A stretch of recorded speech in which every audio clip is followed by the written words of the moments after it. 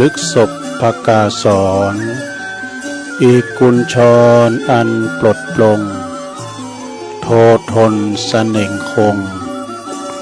สำคัญหมายในกายเมนรชาติวางวายมาลายสิ้นทั้งอินทรีย์สถิตทั่วแต่ชั่วดีประดับไว้ในโลกา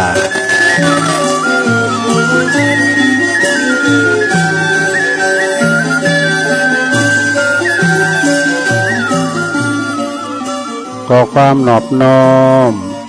แด่พระรัตนตรัยอันมีพระพุทธพระธรรมพระสงฆ์เป็นสรณะที่พึ่งขอกราบแนบไต่ไหวสาถวายความเคารพ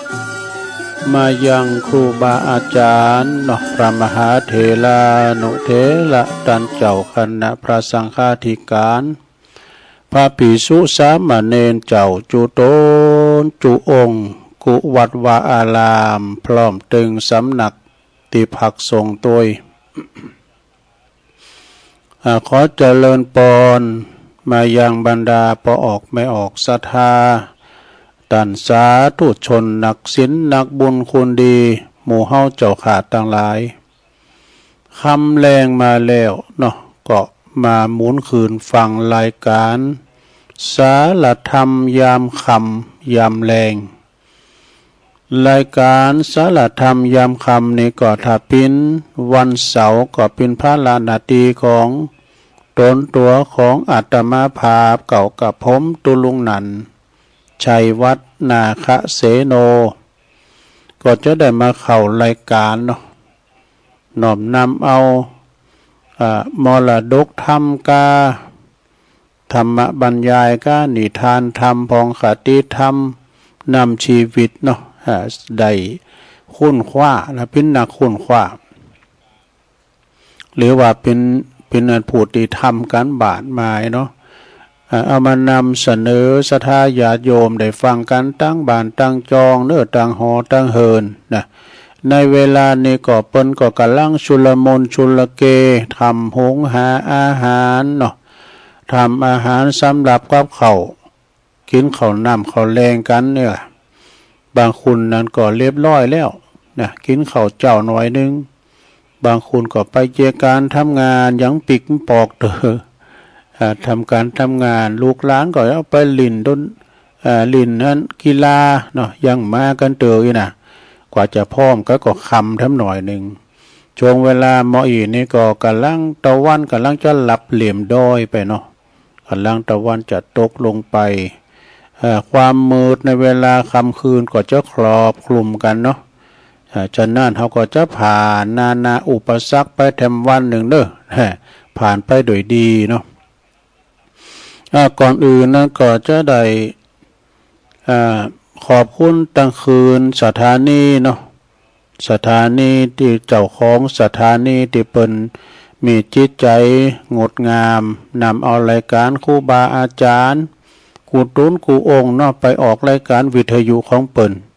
แล้วก็แผ่พายกระจายเสียงไปหือตันผู้ฟังปหลงไม่หลงเขาฟังกันตั้งบ้านตั้งจองกันมีเปิ่นนี่เขาก็ไม่ได้ฟังออกตัวลุงเขาพระเจ้าอูดีปานได้ก็ตึงพดผิวตึกห้องสี่เหลี่ยมห้องทรงเนี่ยนะอันนี้เขาก็แผ่พายกระจายเสียงไปหลายตีหลายตั้งอยู่ขอขอบคุณสถานีวิทยุแม่ขจารโมเดิร์นเรดิโอนี่อันนี้ก็ของปน้อยสุวรรณคุณแม่อานงพรหมมินทร์เขาเวียงป่าเป่าปุ่นนะ FM 94.50 เมกะเฮิรตซ์คืนนี้ก็เสียงดังฟังไปไกลศรัทธาญาติโยมทั้งหลายหมอกหัวคำนี่นะก็เสียงดังไปไกลขอบคุณสถานีวิทยุวัดห้วยตองซักตำบลโขงเปาอำเภอจอมทอง FM 98.75 เมกะเฮิรตซ์ก็แผ่พายกระจายเสียงไปหลายตีแล้วก็สถานีคืนใหญ่ของเฮาวัดไฟหินอำเภอเมืองเชียงใหม่ FM 104.50 เมกะเฮิรตซ์นี่พี่น้องต่างองค์ขลงในเมือง ก็ฟังกันทรงแหลกเนาะทรงแหลกก็ฟังกันไปตามอัธยาศัยเนาะศรัทธาญาติโยมซึ่งก็ วันนี้ก็ยังบทโมโตโซอยู่เนอะพายุยุพาวิภาอีกก็คงจะสลายตัวไปแล้วกันเนาะปิ้นหย่อมแล้วก็ตกปิ้นหย่อมไว้แล้วก็โมนี่ตอนนี้แต่เต้วาก็ไม่เคยมีเด้อมันตกตังเหนือบ่ถ้ามือนั่นไม่ปิงนองเหมือนกันศรัทธาเนาะต่างเฮาพี่เต้นี่ก็จะมาบะนำไล่ไฟดับก็ยังไม่เคยมีตัวเด้อตกหยอกย่อยตกปิ้นหายนะศรัทธาแล้วก็ปินดีอินดูเปิ้นตังเมืองเปเมืองนานบุญเด้อโอ้น้ำท่วมน้ำถากเมืองนานวันนี้โอมเลยนะแล้วก็หลายตีตัวเมืองเทิงพองก้าลำปางพดประตังเวียงป่าเป่าก็ระมีพองหุปินดีอินดูเนอก็ขอปินกำลังใจนะมันโถมซ้ำซากะตัวโถมกุปีนี่ก็วัดอันบ้านเฮานี่มันอยู่ที่หลุมเนาะไม่ใช่กระบานนะตั้งวัดก็โดนเหมือนกันวะนะตั้งวัดก็โดนแต่อยู่ตีลุมไม่นะเนาะสาราฉะนั้นก็ขอปิ้นกำลังใจให้กับศรัทธาที่เปิ่นถูกอุทกภัยจากน้ำโถมน้ำนองกันนะสาราไปตามธรรมชาตินะฝนตกน้ำหลากน้ำไหลมันก็ไหลมาโถมตีลุมตีดอนแต่ก่อนปิ้นสังเก่าเนาะก็มาปะกันวันนี้ก็ตรงกับวันเสาร์ตี26แล้วกับวันนี้นะเดือนกรกฎาคม2568นะมาปบมาปะกันศรัทธาญาติโยมทั้งหลายตุลุงก็จะน้อมนำเอาสิ่งละอันพันละน้อยมานำเสนอศรัทธาญาติโยมทั้งหลายได้ฟังกันไปอันนี้จะเป็นคติธรรมจ้ะเจ้านี่เอาก่อมจบสกรรมนะเนาะก็จะเป็นคติธรรมเบิ่นว่ามันบรจบสกรรมแถมหน่อยหนึ่งนะในฐานะมนุษย์เนี่ยบรรณาก่อนหน่อยที่มีใจของเฮาได้มีประสบการณ์ในภพชาติอื่นๆทั้งที่ต่ำกว่าและก็ที่สูงกว่าภูมิภพมนุษย์นี่นะเฮามีปัญญาที่จะได้หู้จากประสบการณ์ของเฮาแล้วว่าหยังดีหยังบ่ดีนี่นะในการเกิดมาเป็นมนุษย์ในถ้าดีก็ดีได้มากหนักแต่ถ้านากูเหมือนกันนะประวัติแต่ก็นากูเหมือนกันเพราะถ้าประมาทในการทำชั่วได้นักถ้าบ่ประมาทก็รักษาศีลห้านี่รักษาศีลห้าทำความดีสร้างบารมีตั้งใจพัฒนาชีวิตจิตใจแล้วก็จะสามารถมีประสบการณ์สูงขึ้น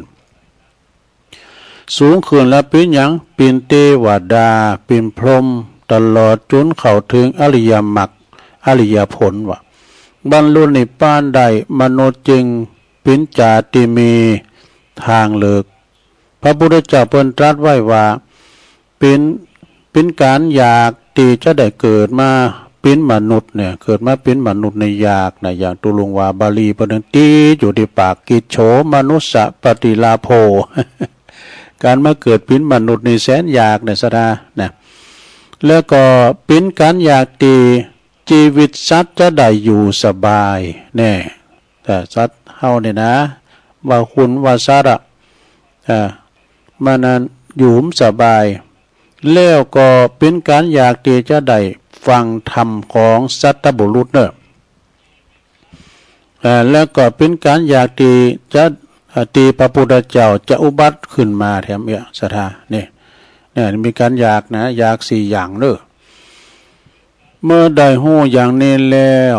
เฮาก็คงจะควรที่จะสร้างคุณค่าของการเกิดมาเป็นมนุษย์เนอะอย่าได้เสียโอกาสเสียเวลาไปโดยเปล่าประโยชน์ทำเอาใจใส่รักษาความเป็นมนุษย์ไว้ให้มั่นคง ถึงจะเกิดมาเป็นมนุษย์แล้วก็ตามแต่จิตใจก็ยังบ่ได้ไปถึงสองทางเนี่ยแต่จิตใจก็เป็นไปได้สองทางคือถ้าเฮาใจต่ำนะเป็นอกุศลนี่ก็ใจชีวิตอย่างประมาทขาดสติเป็นตางของสัตว์ตาลิสารสัตว์เดรัจฉานนี่นะเปรตแล้วก็ยักษ์สัตว์นรกว่ะนะถ้าเฮามีใจสูงคือเป็นกุศลจิตนี่นะดำเนินชีวิตอย่างมีสติปัญญาบัพประมาทสร้างกุศลกรรมความดีสร้างกุศลกรรมความดีสร้างบารมีเป็นตั้งของมนุษย์เทวดาพรหมอริยมรรคอริยผลและก็นิพพานนี่ดังนั้นแล้วสำหรับการเกิดมาเป็นมนุษย์ในชาติหนึ่งเนี่ยนะการเลิกต่างดำเนินชีวิตของเฮาจึงเป็นสิ่งที่สำคัญที่สุดนี่เนี่ยเปิ้นว่าเนาะสดาเฮาจะเลิกไปต่างใดนะเกิดมาเป็นมนุษย์นี่นะมันจะได้สร้างต่างขึ้นไปถึง3ต่างกันเนาะเฮาจะไปสวรรค์ก็สร้างตั้งแต่เมืองมนุษย์เฮาจะไปนิพพานเฮาก็สร้างตั้งแต่เมืองมนุษย์จะล่วงสุดเฮาจะไปเมืองมรณะ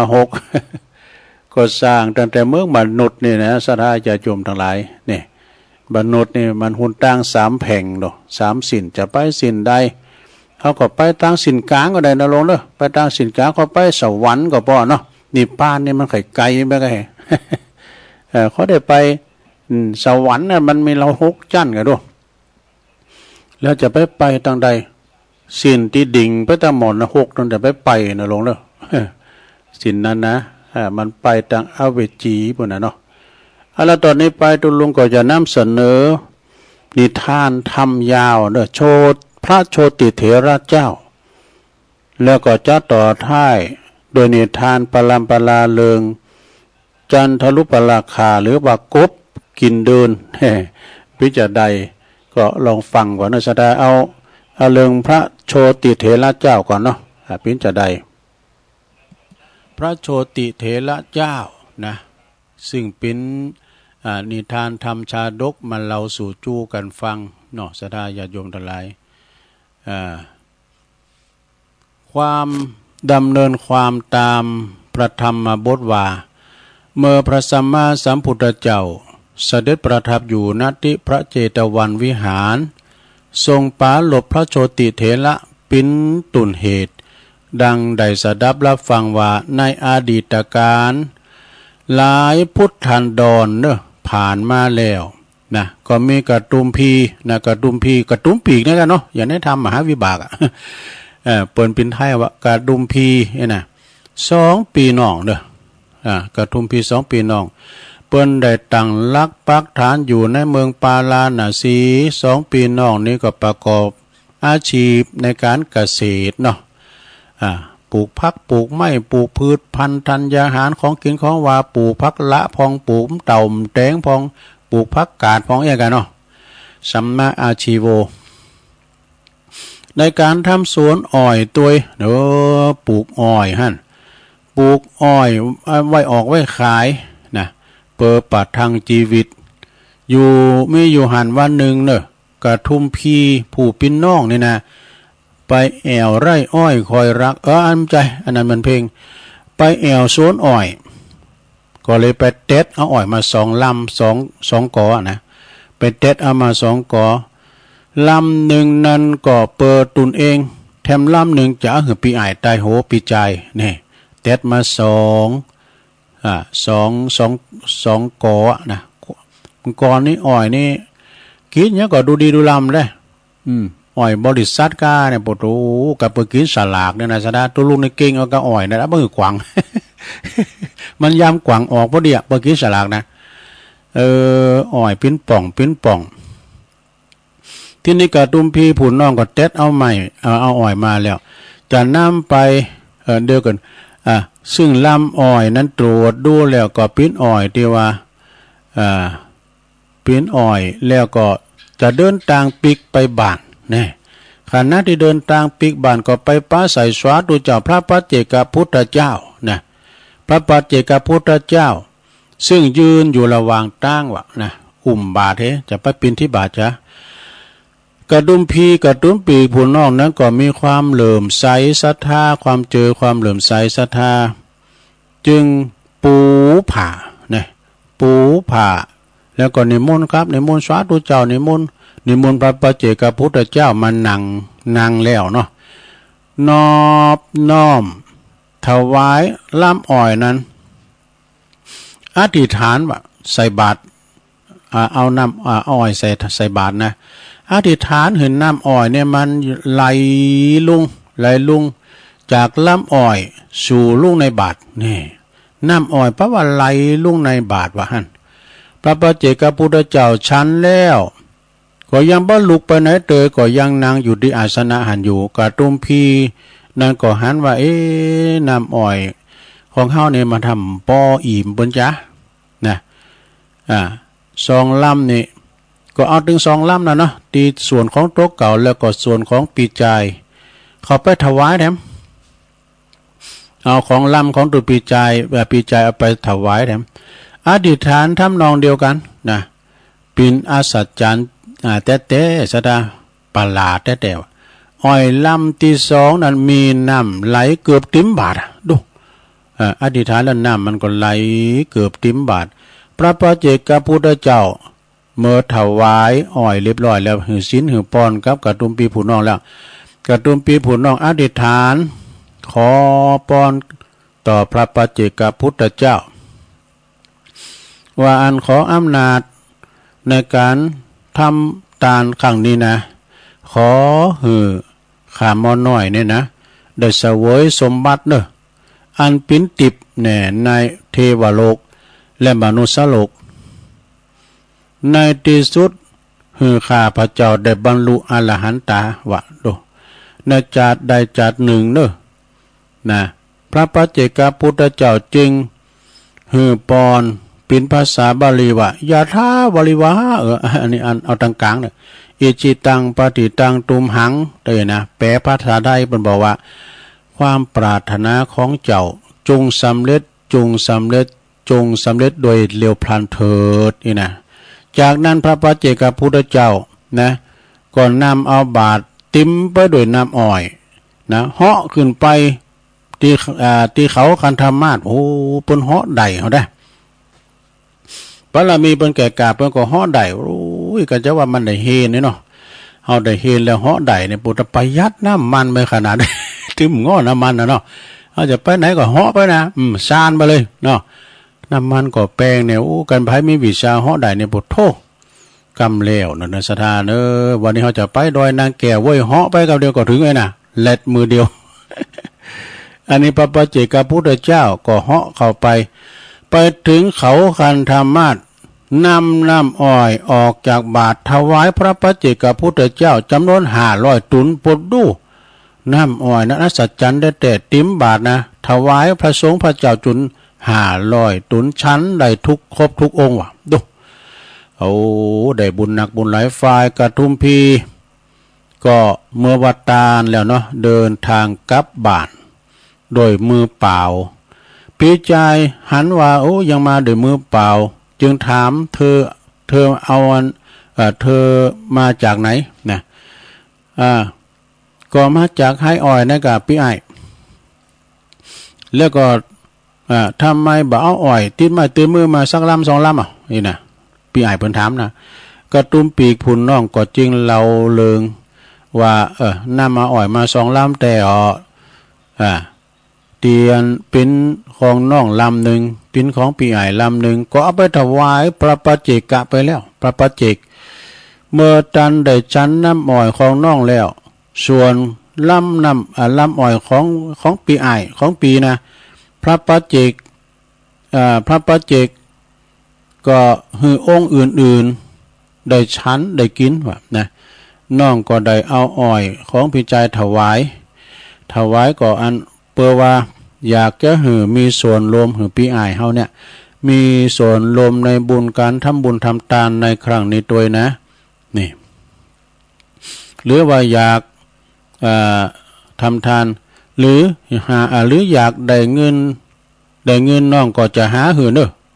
พี่ไอถ้าว่าพี่ไอจะเอาสตังค์นี่ก็จะเอาหื่นเด้อนะ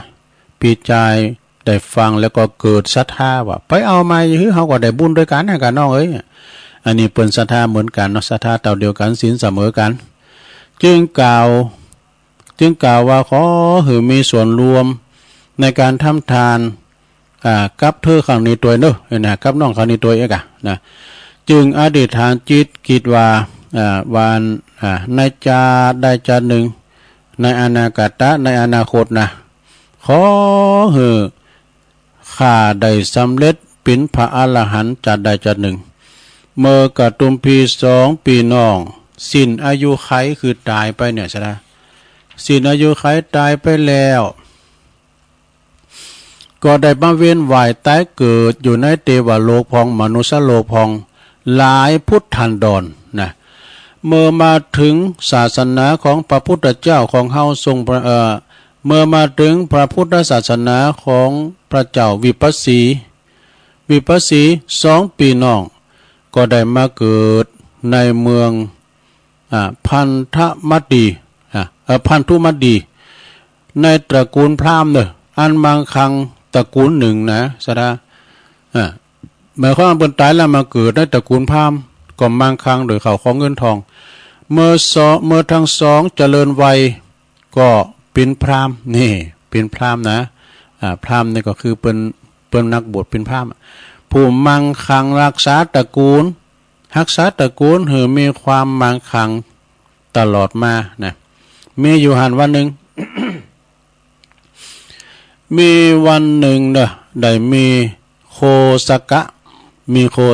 ก็คือโคศก ภาษาบาลีบอกโคสกะหรือว่านักประชาสัมพันธ์เปิ้นประกาศเปล่าล่องศรัทธาญาติโยมปัจจกินจาตานกึดใจได้ใจทุก ผูกใจฟังมันเดินมันน้ำลายสะดินออกปากสดๆนะไม่เปิ้นเป๊ะหมดเปิ้นประกาศไปโทเมืองว่าพระพุทธเจ้าพระธรรมเจ้าพระสงฆ์เจ้าเกิดขึ้นแล้วในโลกนี้นะท่านทั้งหลายจงให้ทานรักษาศีลภาวนาเนี่ยเปิ้นประกาศนะแล้วก็เสนะกตุมพีนี่เสนะกตุมพีผู้ปิ้นปีนั้นได้ยินดังนั้นแล้วก็ไปสู่สำนักพระวิปัสสีพุทธเจ้าพระพุทธเจ้าก็ฮู้อัจฉริยะใสนะของเสนา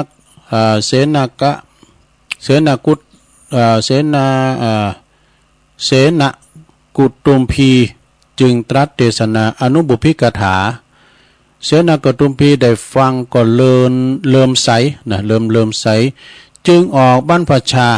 าในเป็นพระอยู่นะซะนะเป็นเนนถ้าว่าอุปสมบทในเป็นสาธุเจ้าเนี่ยพระศาสดาก็คือเธอเนี่ยขอคืออนุญาตจากตระกูลนี่ก่อนเนอะก่อนที่เธอจะมาโบสถ์เนี่ยเธอจะต้องไปขออนุญาตกับพ่อกับแม่ก่อนเนี่ยไปขออนุญาตจะโบสถ์ไปเลยใด ไปขออุญญาตก่อนนะผู้ที่ควรอุญญาตมาก่อนเนอะพ่อแม่อุญญาตก่อนเสนกทุมพีปิกไปบ้านนะจึงไปบอกกทุมพีผู้พี่น้องนะผู้พี่น้องก่อนแล้วก็สั่งบอกเธอว่าทรัพย์สินสมบัติของปีอ้ายไตโหมึงเนี่ยนะที่มีอยู่ปีขอมอบคือแก่น้องหมดเลยเมาสักอย่างละปีแตดสินใจได้ละนายสงสารเลยนะน้องจุงเป็นผู้ดูแลรักษาปกครองไปตัวเนอะนะส่วนปีเนี่ยจะขอลาไปบวชนะขอไวยพจน์ลาบวชอมใจขอลาบวชแล้วตระกูลเฮาก็จะแสนว่าเวกาเนาะน้องเป็นว่าก็เมื่อตายไปแล้ว น้องก็จะปิ้นเสมือนปอเนอะแม่ตายไปแล้วก็จะถือว่าปีเนี่ยปิ้นเสมือนแม่ดูปิ้นตึงปอตึงแม่นะจะไปโบสถ์ใดอย่างใดนะในที่สุดนะก็ตัวนี้ซับซ้อนหน่อยนะไปเขียนมาเองเนาะในที่สุดก็ได้อนุญาตนะอนุญาตถึงปีอ้ายไตโหไปโบสถ์เพราะคัดคำอ่อนวอนของปีจายบ่ได้ก็เลยอนุญาตถึงอ้ายไปโบสถ์ว่ะนะเมื่อโบสถ์แล้วพระเสนะนะมันใจเสนะมันใจเส ภ พระเสนะก็ได้สำเร็จเป็นพระอรหันตาวะเนี่ยในศาสนาของพระวิปัสสีพระพุทธเจ้าฝ่ายอัปปลาชิตกุมารกตุมพีผู้น้องนะอันนี้ผู้น้องนะน้องใจพร้อมบริวารก็ได้ไปถวายทานที่วัดติตุปีเป็นผู้นะเขาของขึ้นเขาของพัฒหารเจ้าเพนกราบพระเสนะผู้ปิ้นปีผู้ปิ้นตุปีนะน้องเพิ่นไปตานแล้วก็กล่าวว่าหลวงพี่นะเพิ่นเขียนนี่นะหลวงพี่พ้นแล้วก็จากบ่งม้าน่ะนี่นะส่วนน้องยังคลุกคลีอยู่กับกรรมคุณนี่ขอพระปีเจ้าจงแนะนำในการทำบุญเฮือปิ้นมหาบุญแก่กับผมบางเถอะนี่น้องเพิ่นว่านะพระเสนะก็แนะนำเฮือนสร้างกุฏิกะถวายกะน้องเอ้ยนะปากันสร้างกุฏิเว้ยสร้างกุฏิถวายพระศาสดานะเขาก็เลยปากันจัดหาจังไม้ก็ดีจังปูนก็ดีมาขุดมาแปลงผังสร้างกุฏิหลังใหญ่นี่ประดับไปด้วยแก้ว7ประการแล้วก็ส่วนคอก4คอกของพระกันตกุฏินั้นเขาหวานแก้วมณีไว้ว่ะเนี่ยหวานแก้วมณีสูงเพียงหัวเข่าเมื่อวันสั่งเสร็จแล้วเขาก็จึงไปกราบหลวงพี่เสนากะพระเสนะให้กราบทูลพระศาสดาเข้ามาอยู่อาศัยเลยกระเดียวกันน้องเอ้ยเมื่อแปลงแล้วเขาก็สมโพธิหน่อยดิเอาซ้อ อันนี้วานอกเรื่องเลยรับพระคนดีนิมนต์เปิ้นมาอยู่เลยนะพระศาสดามาอยู่ในคันตกุฏิอันเป็นสังฆทานเนอะนี่ลานใจเนอะลานใจของลานใจของอันน้องใจนี่นะลานใจผู้มีชื่อว่าอัปปลาจิเหมือนเป็นว่าเหมือนลุงอัปปลาจินี่เหมือนลุงนะลานใจผู้ว่าเหมือนลุงเนี่ยใครซับซ้อนหน่อยนึงนั่นนะก็ขอรวมการก่อสร้างโดยหลานไปความว่าหลานไปขอรวมสั่งคือสั่งหางแปลงส่วนปราชิตอัปปราชิตนั่นก็หือหลานมีส่วนรวมด้วยนี่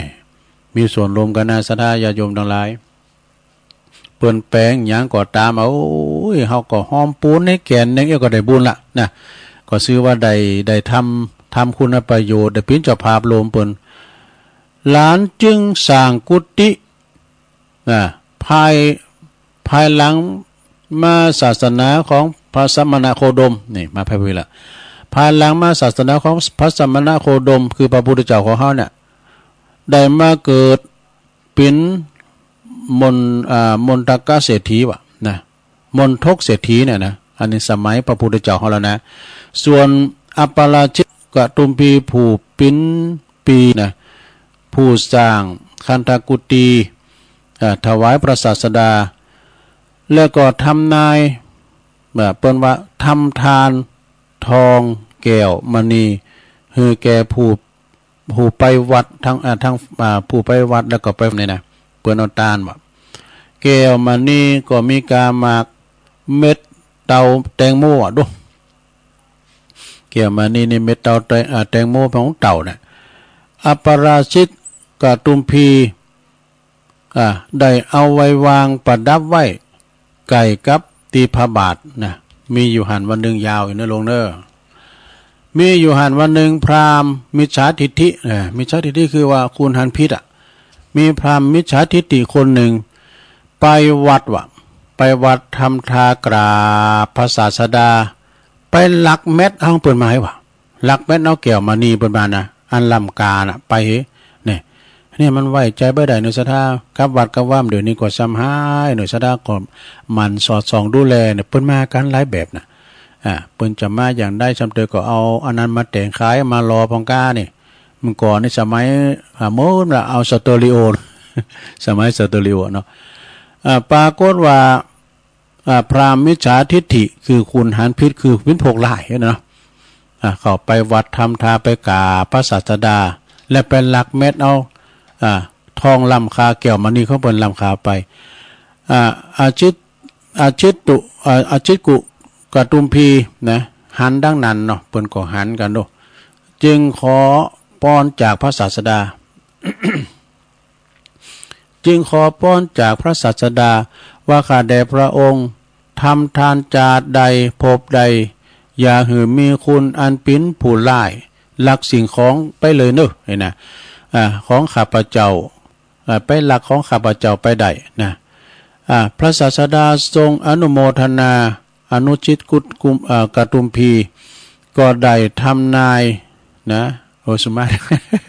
ได้ทำทานอยู่เก่าเดินดูปนทานอยู่เก่าเดินว่าในวิหารถวายสบงจีวรแก่พระภิกษุ6,800,000ปุตตุโอ้ยตานแต่ตว่า6,800,000ตุนในวันสุดท้ายได้ถวายจีวรแก่ภิกษุทั้งปวงกระตุ้มปีกผู้นั้นก็กระทำบุญอย่างนี้อยู่ตลอดอายุไขเนอะเมื่อสิ้นอายุไขไปแล้วก็ได้ไปบังเกิดในเทวโลกบางครั้งก็ได้มาเกิดเป็นมนุษย์โลกอยู่อย่างนั้นนะบางจากก็มาเกิดเป็นคุณเนี่ยกันนะเมื่อมาถึงพุทธกาลนะถึงพุทธกาลได้มาเกิดในตระกูลเศรษฐีแห่งกรุงราชคฤห์มารดาตั้งต้องได้เก่าเดินดูก็ในวันที่เขาจะเกิดมานั้นก็ปรากฏว่าอาวุธทั้งโปงนะในเมืองนั้นก็เกิดปิ้นเปลวไฟปิ้นเปลวเพลิงว่ะดูปิ้นหอกดาบเนี่ยต่างๆนะเกิดปิ้นเปลวเพลิงเปลวไฟว่ะพระนครมีแสงสว่างจ้าเป็นอันหนึ่งเป็นอันเดียวกันว่ะฝ่ายว่าเศรษฐีก็ได้ไปเฝ้าพระราชากราบทูลหือหูเลิงหือทราบเลิงนี่นะพระราชาประทานเงินกับเข่าป่อนน้ำนุ่มเนี่ยพระราชายังหือเข่าป่อนน้ำนุ่มนะพระราชทานหือแล้วตรัสบอกว่าเขาเป็นผู้ที่มีบุญเนอะเป็นผู้มีบุญมาเกิดจงเล่งดูเขาไว้อย่างดีนะพระราชาบอกว่าอย่างนั้นพระราชาจึงตั้งจือบุตรเศรษฐีนานว่าโชติกะนี่โชติกะเศรษฐีนี่นะชื่อว่าโชติกะเพราะบ้านเมืองทั้งสิ้นสว่างชวดช่วงชัชวานนะเป็นอันเดียวกับเมื่อโชติกะเจริญวัยขึ้นมานะใหญ่นากาบ้านมาแล้วบิดามารดาพ่อแม่ก็สร้างเฮือนแก่บุตรปอนำพอทำการปรับพื้นที่นะกำลังปรับพื้นที่เต่าอ่านเลยปรับพื้นที่เอารถแท็กเตอร์มาก่อนนี่มีด้วยกันเนาะปรับพื้นที่ถึงก็ลอยถึงก็ห้อนถึงพระอินทร์นี่พระอินทราอยู่บนฝากฝ่าเมืองสวรรค์ที่ห้อนที่นางกูเตอร์นี่นุ่มโนนจะดีบ่ได้ในกระด่างแข็งกระด่างมาก็เลยส่องดูที่ประเนตรดูเหตุภัยก็แจ้งใจว่าพระอินทร์ก็ฮู้ว่าฝูงชนกำลังจะปรับตีปรับผลแปลงบ้านแปลงเฮือนให้แก่โชติกะพระอินทร์ก็เลยจึงจำแรงแปลงร่างเป็นนายช่างใหม่วะนายช่างใหม่นี่พระอินทร์เป็นช่างใหม่มาแล้วก็ถามว่าพวกท่านทำอะไรอยู่ก็ฮู้ว่ากำลังปรับพื้นที่จะแปลงหอแปลงเฮือนให้แก่โชติกะพวกเธอจงหลีกไปนี่พระอินทร์ว่าพวกเธอจงหลีกไปโชติกะก็จะอยู่เฮือนปูนอย่างพวกเธอนั้นไม่ได้สร้างนะพระอินทร์ก็เลยสร้างนิมิตปราสาท7 เช่นดูพระอินทร์จึงนิมิตสร้างปราสาท7 เช่นโอ้อันนี้เป็นว่ามันโวยนะอันนี้ละมิตรนะเพราะว่าการเอาไปหันแปลงเนี้ยเหมือนนี่ละมิตรแท้มันโวยนะเนาะนะอย่างงานพระเจ้าตันใจแปลงในวันเดียวเนาะวันเดียวคืนเดียวเป็นเหมือนในละมิตรปราสาทสูงได้7 เช่นอันประดับประดาโดยแก้ว7 ประการเนอะคือมีกำแป้งแก้ว7 ชั้นแล้วก็มีคุ้มทรัพย์ทั้ง4 คุ้มดูอยู่ในบริเวณปราสาทนั้นพระอินทร์ก็ตั้งยักษ์รักษาปราสาท7 เช่นเหมือนกัน7 ตุนเหมือนกันน่ะดังนี้เนอะ ซุ่มที่หนึ่งยักษ์จือว่ายามาโลมียามาโมลีอันนี้จือยักษ์นะยามะโมลียักษ์นี่ประตูที่หนึ่งซุ่มที่หนึ่งนะซุ่มที่สองยักษ์จือ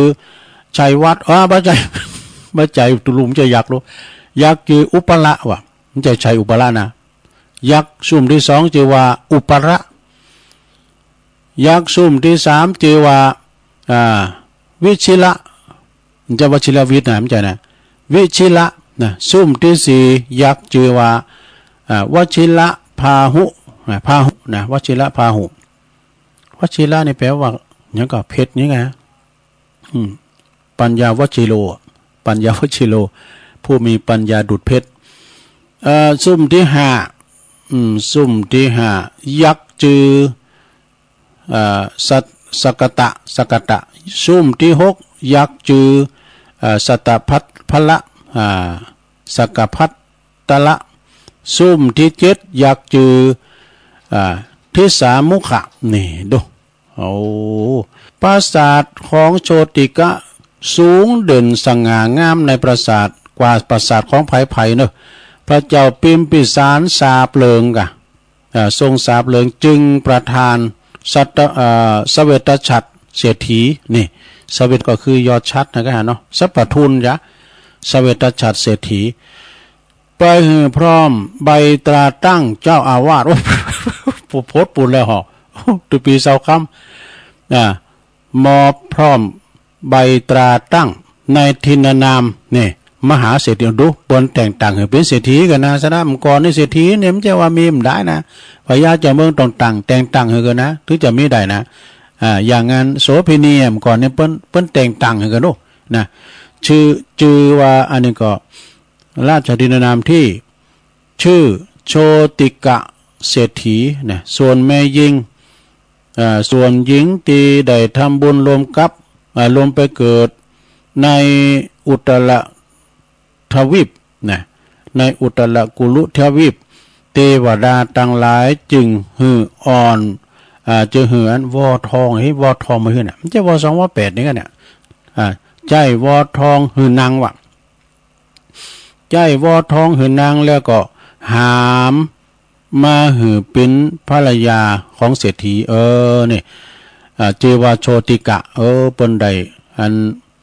ยิงงามมาเป็นสีภรรยาอำนาจในการทำบุญสุนทานในอดีตของโชติกะเศรษฐีกับภรรยาหันปานดังนี้เนี่ยชาวชนในชมพูทวีปเนี่ยให้หน่อยเดียวลงนะให้หน่อยเดียวชาวชมพูทวีปทั้งหลายชาวบ้านชาวเมืองก็แตกตื่นกันแตกตื่นกันเพื่อมาชมปราสาทโอ้ยปราสาทเหมาะแต่เหมาะว่าเจ็ดเจ็ดนะชมสถานดีชมขุมทรัพย์โดยนี่ชมความสวยงามความสวยความงามของโชติกะเศรษฐีและภรรยาเมื่อมีคุณมามากมายก็แสดงนำจิ้นหุงข้าวต่างห้องต้านนี่โชติกะเศรษฐีกับแจกต้านแหละหุงข้าวเอามาไม่มีเอามาแกงนะแกงหนุนเล่งมา แกงพักละนี่แกงตำแขว้งก็หุงข้าวหุงปลาแบบใจก่อนเสาหลวง3ก่อนเสาหุงจักเนี่ยมันก่อนแปลว่าสามัคคีกันเหมือน3ก่อนเสาเนี่ยนะก่อนเสาเนี่ยมันมี3อันน่ะเปิ้นเอาดินกี่ก้ามหินก้ายกะนะเอามาจอเอามารอก็หันแล้วก็สูงไฟตั้งปืนเอาการน้ำเขาตั้งนี่หม้อแกงเขาตั้งแล้วเปิ้นว่าการทำสามัคคีมันน่ะพอเหรอเฮามีก่อนเสา2ก่อนมันตั้งน้ำบ่ได้นะแล้วถูกเปิ้นว่ากันเนาะเพราะว่าหรอมันสามัคคีกันเนี่ยมันต้องมี3ก่อนเสาเนาะ3ก่อนเด้อโดยบัจจัยไฟว่าอันนั้นโดยบัจจัยเพียงยกหม้อขึ้นต่างปรากฏว่าไฟก็ลุกช่วงชัชวาลขึ้นมาทันทีพอปุ๋งหม้อลงไฟนั่นก็วอดดับนี่เมื่อหมอดดับเองคนเดียวมันถึงแม้ว่าเจ้าบ้านจะมาหนักแค่ไหนก็ตามโชติกะเศรษฐีกับภรรยาก็แจกต้านเลงอาหาร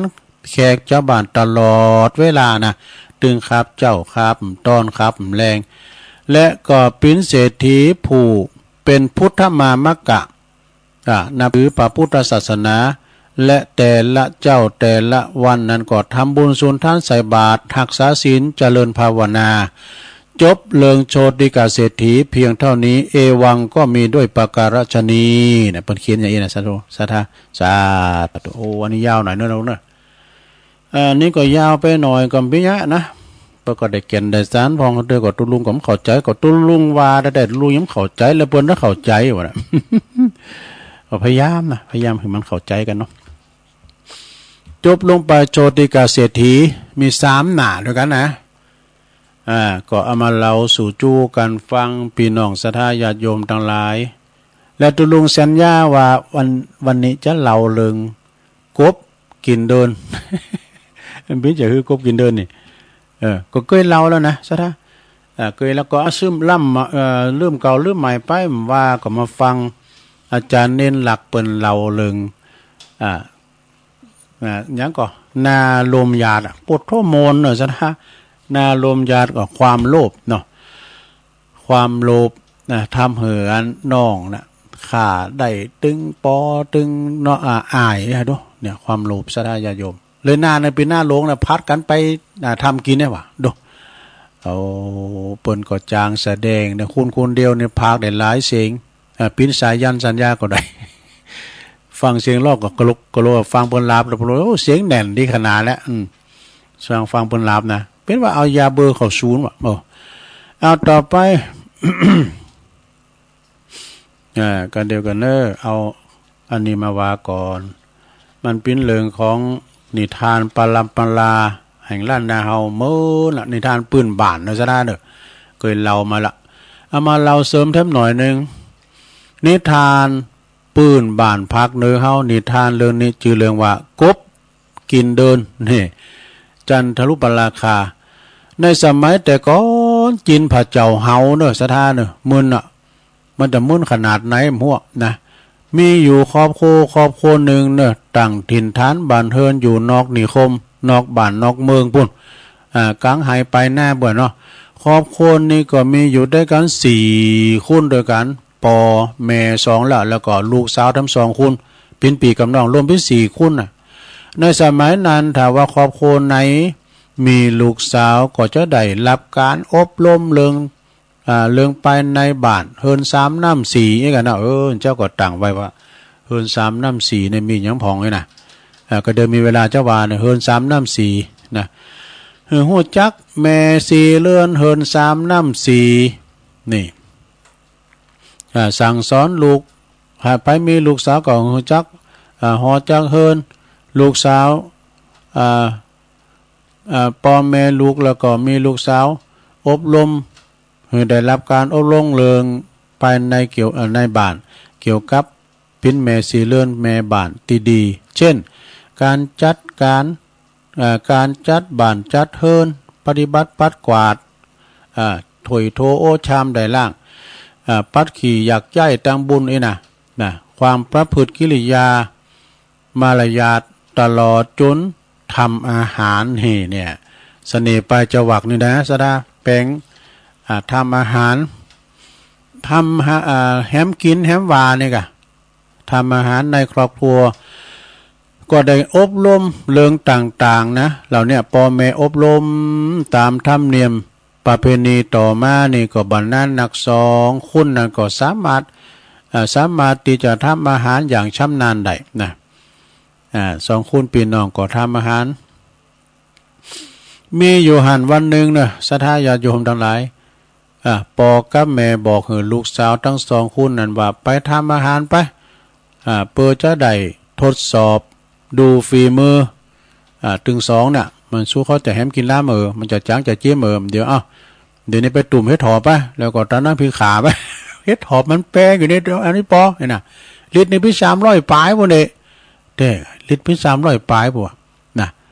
ปล่อยมันลิตร20ต้องลุงละซื้อกินปล่อยมันในดำเลยกินตับ ทั้ง2นั้นก็เข้าไปในโคกไปทำหุงหาอาหารไปทำอาหารการจนเสร็จเรียบร้อยซะนะแต่ก่อนในตอนใต้ทั้ง2คนเนี่ยนะปรากฏว่าลองทดสอบจิ้มดูรสอาหารเป็นจะได้ประมาณจางเอามาจิ้มไหมกะ โดยลดอาหารน่ะพี่จะได้ถูกปากหรือบ่ถูกปากแต่ว่าปากก็ว่าบ่ถูกปากซึ่งกันและกันทั้งสองมันบัดมึงเอาใส่เกลือนักละใบจิ้มอีห้อยนะปีมาก่อนเนาะก็อีปีใส่กะปินักอ่ะเถียงกันว่ะ2 ปีน้องเถียงกันอยู่ในโฮงโคพุ่นน่ะเถียงกันเข้าจนว่าอดบ่ได้นะน้องนั้นอดบ่ได้ก็หาเนาะปีกะจนบัดโตเถียงกันไปอดบ่ได้ก็ทำเหมือนลุงไม้ลุงมือกันเนี่ยตีกันว่ะนะปีมันก็ได้เอาทัพพีก่อนนะทัพพีเนี่ยแปลว่าหยังทัพพีเนี่ยเป็นว่าปากว่ะเอาทัพพีนั้นไปฟาดใส่หัวน้องมันนะส่วนน้องสาวมันก็ให้มันดิมจะว่านะบุตรโตอย่างอ้ายกับน้องมันพิษการเรียนว่านะกันเนาะที่อาจารย์เน้นหลักว่านะลูนากันลูกเนาะอันนี้ก็พิษกันมึงใส่กับปีนักมึงใส่เกลือนักมันจิ้มปีมันเอาปากฟาดหัวน้องมันอดได้กระปุกเอาสากโคกเนี่ยแขนโคกก็ตีเอาสากโคกตีพริกไอ้แบบว่านะเอาฟาดใส่ปีสาวของตัวเองทั้งสองต่อสู้กันจนตายวะจุดตายคาตีวะเมื่อทั้งสองนั้นตายไปแล้วจ่ายโยมพิบาลก่อนนำเอาวิญญาณทั้งสองเนี่ยไปพิจารณาพิพากษาเลยตัดสินว่าทั้งสองเนี่ยทำการหนาบัสีทำการหนาบัสีหมักสมควรที่จะไปตกหมอนรกได้7 ชั้นนะผมจะภาษา7 ชั้นนะไปตกหมอนรกทั้ง7 ชั้นดูเจ้าในภาษาสูง7 ชั้นอันนี้หมอนรกก็มี7 ชั้นเหมือนกันวะเมื่อตกหมอนรกเรียบร้อยแล้วนะก็คุณปีนั้นไปเกิดเป็นเดินนี่แปลหลายอย่างนะเดินนี่คุณเมืองเขาว่าเดือนแล้วก็คุณไทยว่าพระจันทร์แต่คุณยอมบอกว่าเกิงกลางเกิงกลางเกิงกลางตาบอดเกิงกลางต้นปีนั้นไปเกิดเป็นเดินเนี่ยส่วนวันน้องนั้นไปเกิดเป็นกบนี่เมื่อว่าทั้งสองไปเกิดเป็นเดินแล้วก็เป็นกบแล้วก็ยังอาฆาตแค้นกันอยู่2 ปีน้องนี่ก็หู้แล้วอาฆาตกันอยู่เมื่อว่าถึงตอนกลางคืนได้มีโอกาสมาพบมาปะกันอีกความแค้นความอาฆาตแค้นนั้นก็เกิดขึ้นน้องนั้นก็เข้าไปปากกืนเดินถึงแก่นนะดูกบตัวใหญ่ก็กืนคุณปีดังที่เฮาได้หันว่ากบกินเดินนะ กบกินเดินเนี่ยเพิ่นก็จะต่อยปิดต่อยโปกันแพทปืนกันนี่เพิ่นก็สายละข้างกันทั้งวัดนี่นะเปิดจวยปีมันบ่เห็นนอกมันคายแล้วก็เลยจบให้ดีเนอะซะด้าน่ะ